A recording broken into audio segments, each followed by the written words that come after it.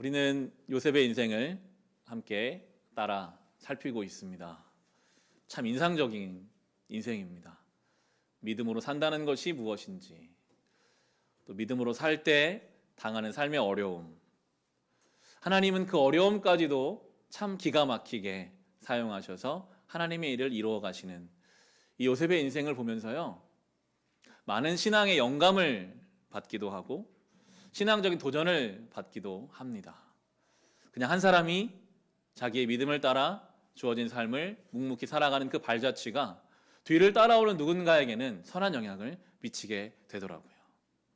소망하는 바가 생깁니다. 우리도 이 시대 속에서 요셉처럼 하나님 말씀 붙잡고 신앙을 가지고 어려움을 넘어가고 하나님 앞에 그렇게 묵묵히 삶을 살아감으로 우리 인생이 복될 뿐 아니라 우리의 뒤를 따라올 신앙의 다음 세대들에게 믿음의 발자취를 남길 수 있는 그러한 교회, 그러한 성도 되기를 주님의 이름으로 축원합니다. 요셉이 감옥에 갇혔습니다. 그 감옥은 왕의 신하들이 갇히는 그런 감옥이어서 두 사람이 그 감옥에 들어왔죠. 근데 이 두 사람, 왕에게 빵을 바치고 왕에게 술을 바치는 시종장들은 언제든지 다시 왕 곁으로 돌아갈 수 있는 사람들이어서 왕 곁에 돌아가면 왕에게 직언을 할 수 있는 고위직 관리였기 때문에 감옥에 들어와서도 특별 대우를 받았습니다. 요셉은 그들의 시종을 들게 되었죠. 똑같은 죄수인데 누구는 와서 편안하게 시종을 받고 누구는 시종을 들어야 하는 상황입니다. 요셉이 좀 억울하지는 않았을까요? 나는 이 감옥에 올 아무런 행동을 한 게 없는데 나와 저 사람들 똑같은 죄수인 내가 왜 저 사람들을 섬겨야 하는가라는 불평과 불만이 그의 삶에 가득했더라면 아마 아침마다 일어나서 그런 생각했을 거예요. 내가 오늘 어떻게 하면 조금이라도 덜 저들을 섬길까? 내가 오늘 좀 어디 가서 좀 하루 시간을 더 보내서 저들을 내가 만나지 않고 저들의 시종을 안 들 수 있을까 하는 생각을 아마 매일매일 했을 텐데 요셉은 그러지 않았죠. 그는 억울하게 감옥에 갇혀 있다 할지라도 그곳에서 맡겨진 일을 주님께 하듯이 감당했던 것 같아요. 아침에 눈을 뜨면 자기가 섬겨야 할 사람들의 얼굴빛을 살폈습니다. 밤새 저들이 잘 보냈을까? 불편한 점은 없을까? 그 날들이 지속되던 어느 날 유독 얼굴빛이 근심 많았으니 가서 물었죠. 왜 이렇게 얼굴빛이 어둡습니까? 그때 이제 꿈 이야기를 하게 됩니다. 그 꿈을 쭉 풀어주죠. 그 꿈의 내용은 그런 것이었습니다. 똑같은 날 꿈을 꾸었지만 술을 바치는 시종장은 3일 뒤에 다시 원래의 자리에 돌아갈 것이고 빵을 바치는 시종장은 바로 왕에 의해서 처형당할 것입니다 라고 요셉이 꿈을 해몽해 줬고 그가 말한 그대로 3일 뒤에 그 일이 이루어진 것이 오늘 본문이죠. 40장의 20절부터 23절 말씀입니다. 요셉이 꿈을 풀어주고 3일이 지난 날입니다. 그러한 지 사흘째 되는 날, 그날은 바로의 생일인데 왕은 신하들을 다 불러 모으고 잔치를 베풀었다. 술잔을 올리는 시종장과 빵을 구워 올리는 시종장이 신하들이 모인 자리에 불려 나갔다. 바로에게 술을 따라 올리는 시종장은 직책이 회복되어서 잔에 술을 따라 바로의 손에 올리게 되고 빵을 구워 바치는 시종장은 매달려서 처형되니 요셉이 그들에게 해몽하여 준 대로 되었다. 그러나 술잔을 올리는 시종장은 요셉을 기억하지 못하였다. 그는 요셉을 잊고 있었다. 3일 뒤 해몽한 그대로 일이 이루어졌습니다. 신기한 일이죠. 요셉도 신기했을 것 같아요. 정말 하나님이 그대로 이루어 주시는구나. 그러면서 요셉의 마음에 기대감이 있지 않았을까요? 저 사람이 이제 나가면 복원되었으니 나를 좀 기억해주면 내가 이 억울함을 좀 풀 텐데. 요셉이 이미 부탁했거든요. 좀 앞에 있는 12절부터 15절 보시면요. 40장에 12절부터 15절에 이미 해몽할 때 요셉이 이런 이야기를 했어요. 요셉이 그에게 말하였다. 해몽은 이러합니다. 가지 셋은 사흘을 말합니다. 앞으로 사흘이 되면 바로께서 시종장을 불러내서 직책을 되돌려 주실 것입니다. 시종장께서는 전날 술잔을 받들어 올린 것처럼 바로의 손에 술잔을 올리게 될 것입니다. 시종장께서 잘 되시는 날에 나를 기억하여 주시고 나를 따로 생각해 주시기 바랍니다. 그리고 바로에게 나의 사정을 말씀드려서 나도 이 감옥에서 풀려나게 해주시기 바랍니다. 나는 히브리 사람이 사는 땅에서 강제로 끌려온 사람입니다. 그리고 여기에서도 내가 이런 구덩이 감옥에 들어올 만한 일을 하지 않았습니다. 부탁했죠. 이제 나가면 저를 좀 꼭 기억해 주세요. 그렇게까지 말했으니 이제 뭔가 좀 소식이 있겠지. 기별이 있겠지. 하루, 이틀, 일주일이 지나도 아무런 소식이 들려오지 않고 무려 2년의 시간이 흘러갔습니다. 왜 2년인지 성경은 설명하고 있지는 않아요. 그런데 요셉의 그 억울함이 2년 동안 더 감옥 안에서 하나님이 지속되게 하세요. 우리 생각에는, 요셉의 생각에는 좀 바로 됐으면 좋겠어요. 그렇게 풀려 나갔으니 좀 내 이야기 해서 나를 좀 바로 좀 풀어줬으면 좋겠는데, 그런데 우리의 시간표와 하나님의 시간표가 다른 거예요. 지금 당장 좀 빨리 되면 좋겠는데 2년 동안을 기다리게 하시는 하나님의 시간표가 있습니다. 믿음은 기다림인 것 같아요. 내 시간표와 다른 하나님의 그 계획과 시간을 기다리는 것. 그 관점으로 보면요, 정말 많은 믿음의 사람들이 기다렸어요. 구약 성경에서 대표적으로 하나님이 사랑하시고 위대한 왕이 다윗인데요. 다윗이 하나님이 사무엘 보내가지고 머리에 기름 부어서 왕 될 것이다라고 말씀하셨거든요. 다윗이 왕 된다고 안 했어요. 그날도 그냥 양치고 있었는데 갑자기 아버지가 집에 들어오라. 들어왔더니 사무엘이 기름 부어서 왕 된다. 그런데 그렇게 왕 된다고 말씀해놓고서는 왕 된 지가 시간이 한참 10여 년이 지나고 나서야 왕이 되거든요. 이미 왕이었던 사울이 다윗을 너무나도 지독하게 미워했고 그를 죽이려 했고, 그래서 왕이 되기는커녕 이스라엘에 발을 붙일 수가 없어서 옆나라 블레셋으로 망명할 수밖에 없는 그러한 10여 년의 고통의 시간이 지나고 나서야, 그 기다림의 시간이 지나고 나서야 하나님이 그를 왕으로 세우셨습니다. 이스라엘 백성은 어떻습니까? 출애굽 광야 40년을 기억해 보면 이집트 노예로 있던 이스라엘 백성에게 하나님이 모세 보내셔서 오늘 밤에 어린 양 잡아서 문에 바르면 이제 너희는 내일부터 이집트의 종이 아니야. 너희는 내 백성이야. 그런데 그렇게 6월절을 지나 홍해를 건너고 왔더니 젖과 꿀이 흐르는 가나안 땅에 펼쳐지는 것이 아니라 광야 40년을 가게 하세요. 무려 40년을 기다리게 하십니다. 무엇보다도 예수님이 십자가를 우리 생각해 볼 수 있는데요. 예수님이 십자가상에서 죽으시고, 만약에 죽으신 그 상태에서 마치 영화처럼 갑자기 불빛이 비추면서 못이 막 날아가고 예수님이 천천히 땅으로 내려오셔서 나는 살아났다라고 했다면 더 극적인 부활이 아니었을까요? 그런데 예수님은 금요일 오후에 십자가상에서 죽으시고 무덤에 묻히셨다가 주일 새벽까지 무덤에 계시다가 부활하시거든요. 죽음의 시간이 있었습니다. 무덤에서의 기다림이 있었어요. 그런데 그 기다림은 기다림으로 끝나지 않고 부활의 영광이 되죠. 예수님이 그걸 잘 보여주거든요. 우리 기독교 신앙은요, 죽음의 자리에서도 부활을 기다릴 수 있는 그러한 신앙입니다. 예수님이 그 길을 가셨잖아요. 십자가상에서 억울하고 무덤의 그 최악의, 죽음은 최악의 상황이니까요. 바꿀 수 없는 상황이니까. 그런데도 그 시간, 그때를 지나면 부활의 영광을 준비하실 주님이 나의 주님이다라고 믿으며 기다림으로 하나님의 시간을 채워갈 수 있는 것, 그것이 바로 성도의 삶이죠. 저는 우리의 삶에는 페이지가 있다라고 생각하거든요. 그 다음 페이지로 하나님이 넘어가기 하기 위한 어떠한 기다림의 시간들이 있는 것 같아요. 저는 목사지만 솔직히 저도 기다리기보다는 바로바로 하나님이 응답하시면 참 좋겠어요. 성도들이 아프다는 이야기를, 성도의 가족 누군가가 아프다는 이야기를 들을 때 간절히 기도하면서 그런 걸 원하죠. 하나님 바로 좀 낫게 해주세요. 바로 좀 치료되게 해주세요. 자녀의 어려움을 이야기 들었을 때 그 자녀들의 길이 막 열렸으면 좋겠습니다.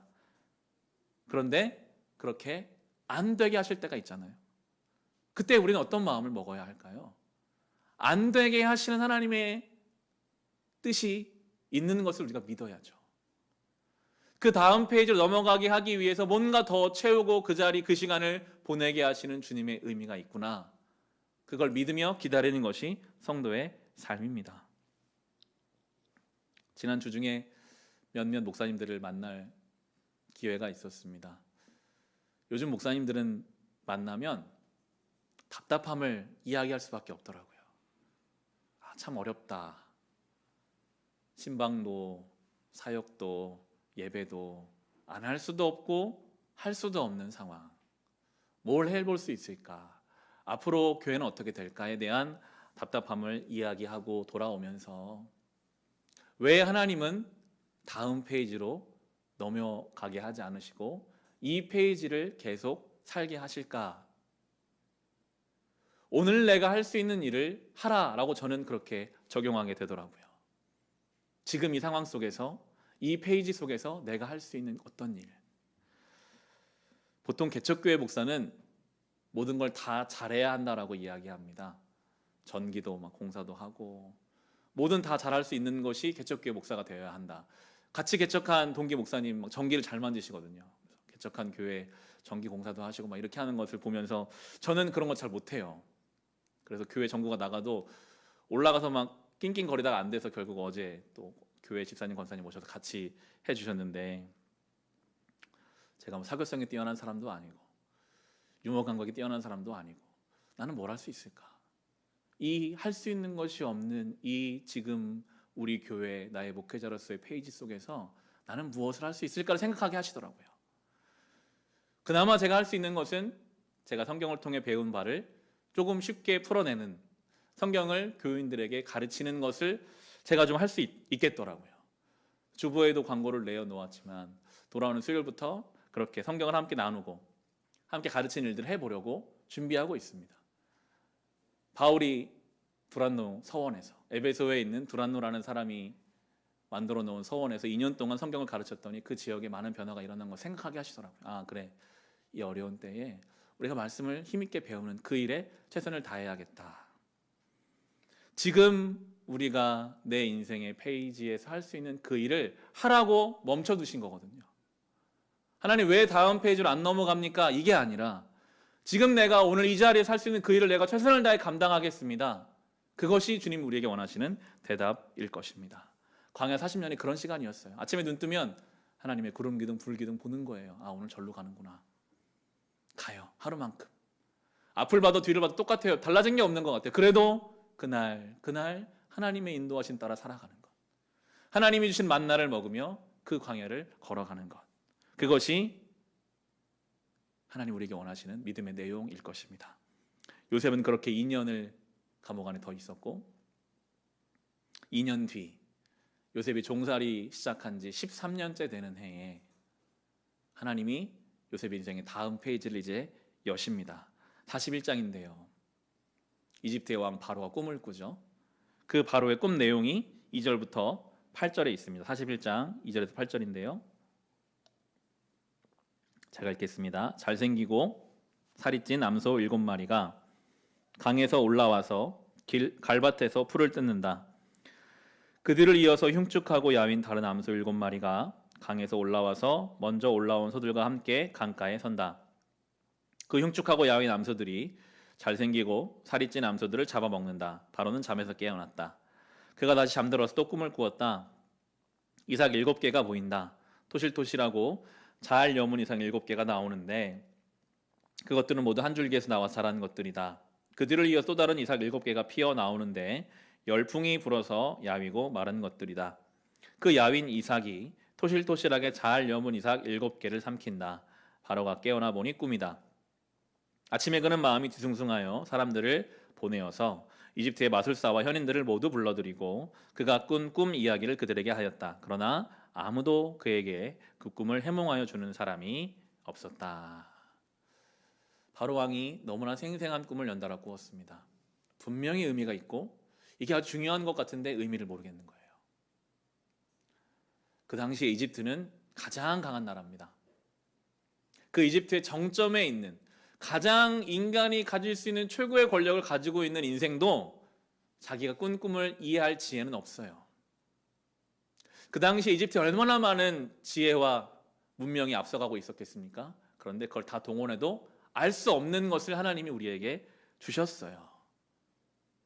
물론 우리는 이 세상의 흐름과 지혜에 밝아야 합니다. 하나님이 살아가게 하신 세상이니까요. 어떻게 흘러가고 있는지 알아야 하고 귀를 기울여야 합니다. 저도 힘이 써서 뉴스를 들어보려고 노력하거든요. 미국 대선이 어떻게 가고 있는지, 옵티머스라는 그런 펀드 사기는 무엇인지, 코로나는 어떻게 되고 있는지 관심을 갖고 듣죠.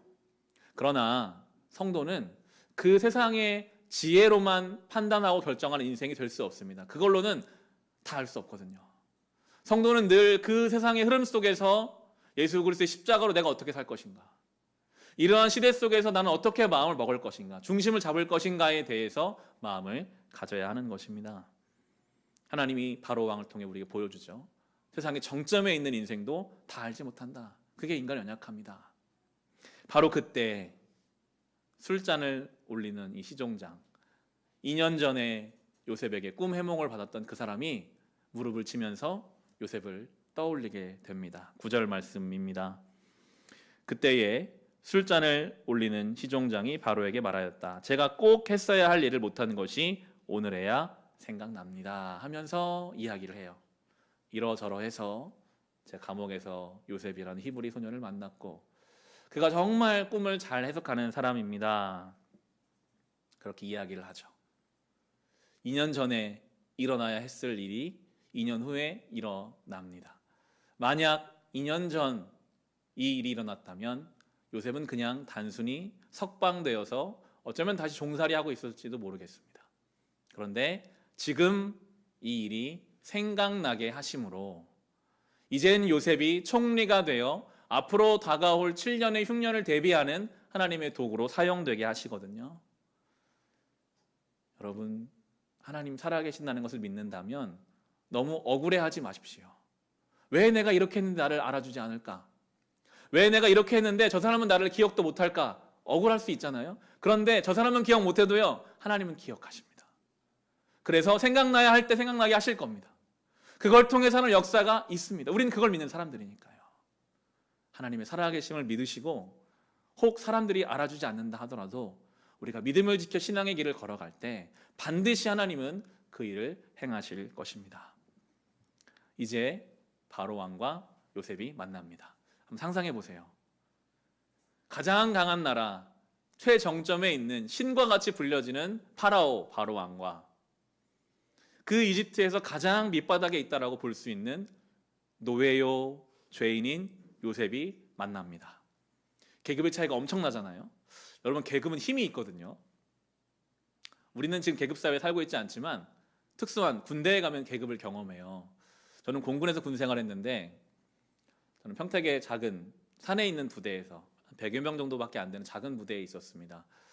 군 생활 내내 별을 달고 있는 장성급을 본 일이 거의 없어요.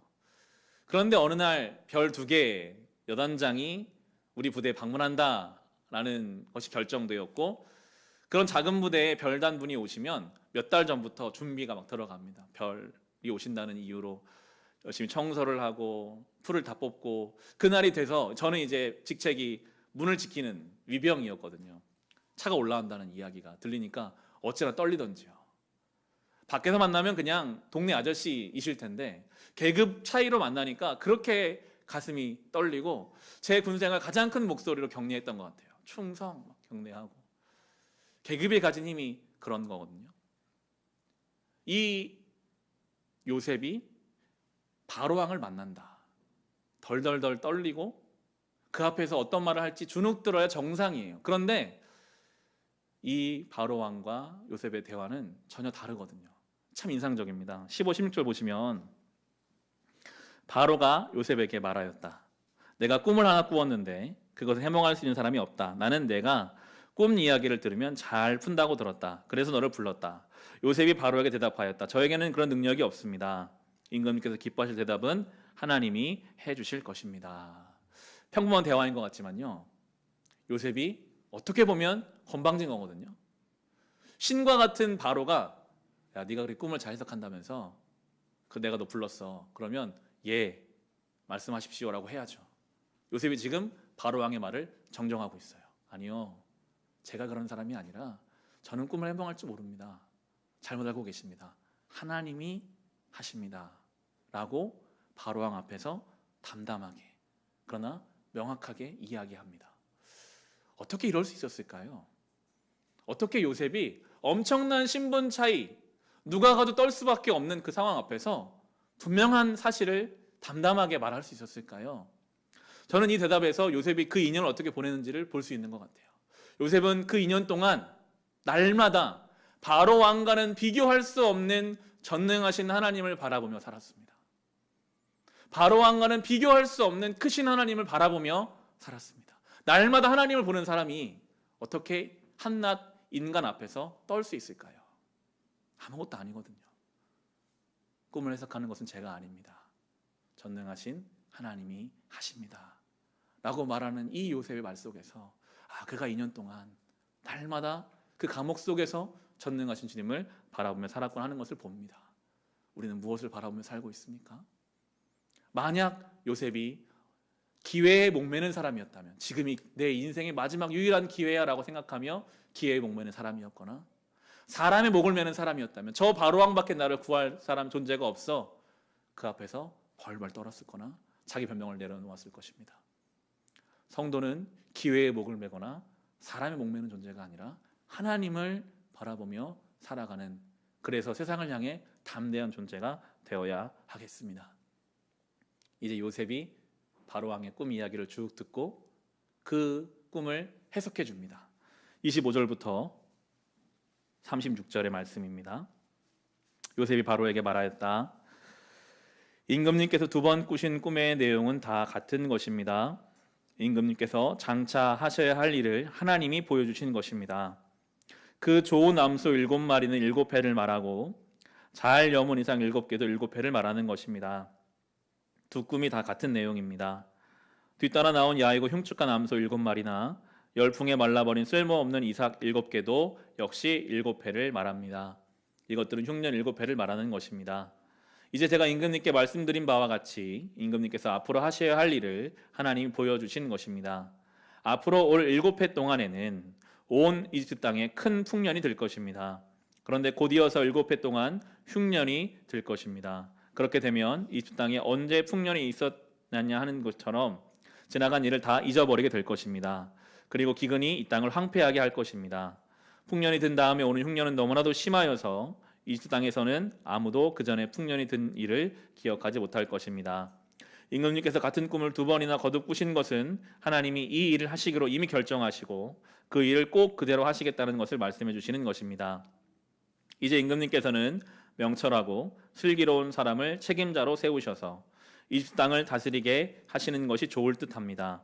임금님께서는 전국의 관리들을 임명하셔서 풍년이 계속되는 7회 동안에 이집트 땅에서 거둔 것의 5분의 1을 해마다 받아들이도록 하심이 좋을 듯합니다. 앞으로 올 풍년에 그 관리들은 온갖 먹거리를 거두어 드리고 임금님의 권한 아래 각 성읍의 곡식을 갈무리하도록 하십시오. 이 먹거리는 이집트 땅에서 7회 동안 이어갈 흉년에 대비해서 그때 이 나라 사람들이 먹을 수 있도록 갈무리해 두셔야 합니다. 그렇게 하시면 기근이 이 나라를 망하게 하지 못할 것입니다. 요셉의 답변에는 앞으로 다가올 현실에 대한 분명한 해석이 있고 그리고 해답이 있습니다. 주어진 상황을 읽어내고 그 상황에 대한 명확하고도 분명한 답변을 하는 이 요셉의 모습. 앞으로 7년에 큰 풍년이 있을 텐데 그때에 잘 곡식을 저장해서 그 풍년이 기억도 안 날 만큼 심각한 흉년이 올 때를 대비하십시오. 그러면 나라가 안전할 것입니다. 이 요셉의 대답 속에서 이게 성도의 역할이 아닐까 생각을 하게 되더라고요. 이 시대에 대해서 많은 사람들이 지금 해답을 찾고 있습니다. 분석해 가고 있습니다. 이 코로나의 상황, 수많은 책들이 쏟아지죠. 지금이 어떠한 상황이다. 앞으로 어떻게 될 것이다. 우리는 무엇을 해야 한다. 모든 영역에 있어서 앞으로 아마 계속 그런 일들이 반복될 것입니다. 우리는 어떻게 살아가야 하는가? 이 시대는 어떻게 흘러갈 것인가? 그때에 성도는 주어진 삶을 잘 읽어내고 분명한 답을 제시할 수 있어야 하죠. 여러분, 사실 지금 요셉이 한 대답이라고 하는 것이 굉장히 일반적인 이야기거든요. 풍년일 때 잘 저장해서 흉년을 대비하라. 누구나 할 수 있는 말이에요. 그렇게 하면 어려움을 이겨낼 수 있죠. 그런데 요셉이 힘이 있는 이유는 구체성이 있었기 때문입니다. 7년이라는 분명한 풍년과 7년이라는 분명한 흉년에 대한 우리는 철저히 대비해서 준비해야 합니다. 하루하루 의미를 두고 이날을 준비해야 우리가 흉년을 대비할 수 있다. 성도의 삶이 그렇거든요. 우리가 미래학자처럼 어떤 미래에 대해서 구체적인 대안을 낼 수는 없겠죠. 그러나 우리는 분명한 흐름을 압니다. 결국에 모든 인생은 죽음을 향해 간다는 것. 많이 갔든 적게 갔든. 지금 이 코로나라는 것이 죽음의 힘을 우리에게 보여주잖아요. 그 전염병 앞에 답이 없으니까 죽을 수도 있다라는 두려움이 온 세계를 지금 움직이고 있잖아요. 결국에 우리 모두는 어찌됐든 죽음의 문 앞에 갈 것이고, 오늘도 하루만큼 우리가 죽음을 향해 가고 있고, 그러면 우리의 그 삶을 채울 수 있는 유일한 대답은 사랑하는 것이다. 그게 성도가 내놓을 수 있는 유일한 답변이에요. 사랑으로 우리의 이 한정된 삶을 채워가는 것. 그 사랑이 나에게 없으니 예수 그리스도 안에서 그 사랑을 얻어서 우리의 삶을 사랑으로 채워가는 그것. 어쩌면 이 말도 누구나 할 수 있는 말이지만 요셉처럼 우리는 구체화시켜야 돼요. 오늘 이 밤에 주님이 나를 데려가신다면 나에게 남은 하루가 이게 다일 텐데, 그러면 내가 오늘이 마지막인 것처럼 나에게 주신 사람들을 사랑해야지. 나에게 주신 이 날을 의미를 두고 구체적으로 최선을 다해서 죽음 앞에 갈 때까지 예수의 사랑을 나의 삶을 통해 증거하리라. 그렇게 우리가 명확한 대안을 내며 살아가야 하겠습니다. 골로새서 3장 말씀이 굉장히 구체적인 사랑의 방식을 우리에게 보여주고 있습니다. 찾아볼까요? 골로새서 3장 12절에서 14절, 신약성경 310페이지에 있습니다. 신약성경 310페이지, 골로새서 3장 12절에서 14절입니다. 구체적으로 힘을 다하여 사랑하는 것이 대안입니다. 보시면 제가 읽을게요. 그러므로 여러분은 하나님의 택하심을 입은 사랑받는 거룩한 사람답게 동정심과 친절함과 겸손함과 온유함과 오래 참음을 옷 입듯이 입으십시오. 누가 누구에게 불평할 일이 있더라도 서로 용납하여 주고 서로 용서하여 주십시오. 주님께서 여러분을 용서하신 것과 같이 여러분도 서로 용서하십시오. 이 모든 것 위에 사랑을 더하십시오. 사랑은 완전하게 묶는 띠입니다. 아멘. 이것이 대안입니다. 이 시대는 요셉 때의 그 7년의 흉년과 같은 흉년의 때를 우리는 맞이하고 있습니다. 정서적인 흉년, 경제적인, 관계적인. 대안은 사랑이죠. 우리가 그리스도께 사랑받은 거룩한 존재와 같이 그렇게 사랑하는 것, 용납하여 주는 것, 용서하여 주는 것, 모든 것을 사랑으로 묶는 것, 그렇게 우리가 살아갈 때 우리의 존재가 이 시대의 대안이 될 것입니다. 말씀을 마칩니다. 하나님의 일하심이 참 인상적이에요. 정말 시의적절하게 일을 이루어 오셨잖아요. 요셉이 감옥에 갇히고, 감옥에 갇힐 동안 두 시종장이 감옥에 들어와서 만나게 하시고, 꿈을 꾸게 하시고, 요셉이 꿈을 해석하게 하시고, 2년 뒤에 바로가 꿈을 꿀 때 요셉이 생각나게 하셔서 모든 일을 착착착착 하나님이 이루어 가세요. 그런데 만약 하나님이 그렇게 모든 일을 다 판을 깔아 두셨는데 요셉이 그 자리에서 그 사람들의 낯빛을 볼 생각도 안 하고 나만 생각하고, 바로왕 앞에 갔을 때 내가 어떻게든지 기회를 살려서 내가 살아야겠다라는 자기 생각, 바로왕을 의지하는 마음이 있었다면 일이 어떻게 되었을까요? 다른 방향으로 갔겠죠. 저는 그런 생각을 떠올려 봤어요. 엄청나게 좋은 패스가 들어갔고 그 패스를 적절하게 골을 집어넣는 것이 아니었을까. 하나님이 일을 만들어 가시면 거기에 맞게 반응하는 요셉, 하나님이 기쁘셨을 것 같아요.